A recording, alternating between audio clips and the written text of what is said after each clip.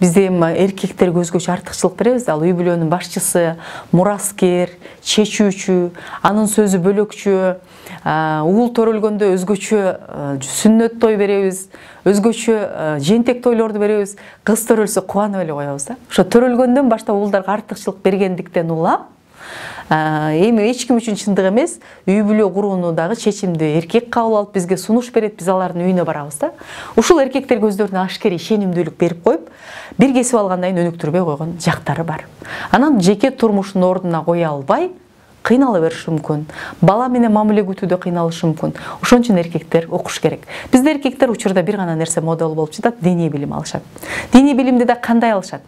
Мисалы, жума намаздарга барышы мүмкүн, ошол жерде молдонун билимдерин алышат. Мисалы, бир сабакта аялдын укуктарын айтса, кийинки сабакта аялдын милдеттерин айтышы мүмкүн да. Анан биздин күйөөлөрүбүз аялдын милдеттерин гана өткөн сабакка барат да, анан келип талап кыла баштайт. Анан ошол жерден пикир келишпестик башталат. Ошол жерде эркекке жоопкерчилик жаратыш керек. Мунун милдеттери тууралуу мен окудумбу депчи. Анын укуктары тууралуу, жоопкерчилиги тууралуу мен окудумбу деген.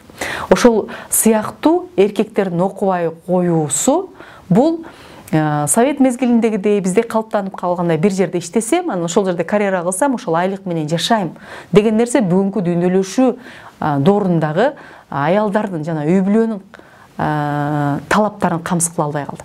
Ошон үчүн ошол эле мезгилде иши менен катар бизнес кылууну, аялына заманбап баягы Z муундагы балдарга мамиле кылууну, аялынын муктаждыктарын кантип талап кылууну үйрөтүп, заманбап билим алуу менен катар дүйнөлөшүү алкагынан калбай соц тармактын мүмкүнчүлүктөрүн дагы депрессияга түшүп, бирөөнүн аялына кызыгуу, бирөөнүн жеке жашоосуна кызыгуунун деңгээлинде эмес, өзүнө киреше табуу булагында окуш керек.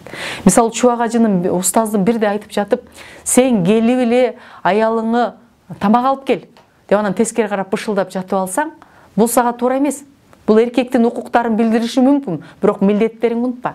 Аялың эркелет, аялың ук, пайгамбарыбыз аялы менен кубалашып ойночу экен. Сен ошол напсисин аткарып атасыңбы? Дегендери бар. Ушундай билимдерди алыш керек. Ошон үчүн эркек бардык адам сыяктуу эле кылым жашаса, кылым окуп туруш керек.